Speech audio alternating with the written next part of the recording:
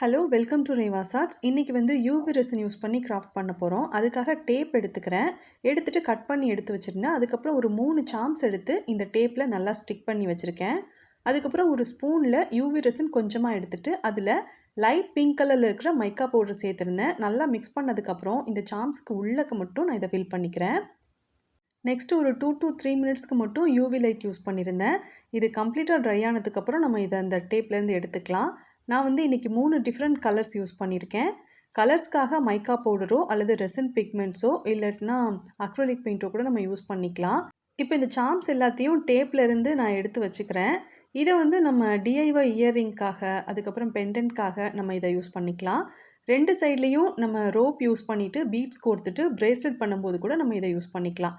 இந்த 3 சாம்ஸில் எந்த கலர் உங்களுக்கு பிடிச்சிருக்கு அப்படிங்கிறத கமெண்ட்டில் சொல்லுங்கள். இந்த கிராஃப்ட் பிடிச்சிருந்ததுன்னா வீடியோக்கு லைக் பண்ணி ஷேர் பண்ணுங்கள். தேங்க்யூ.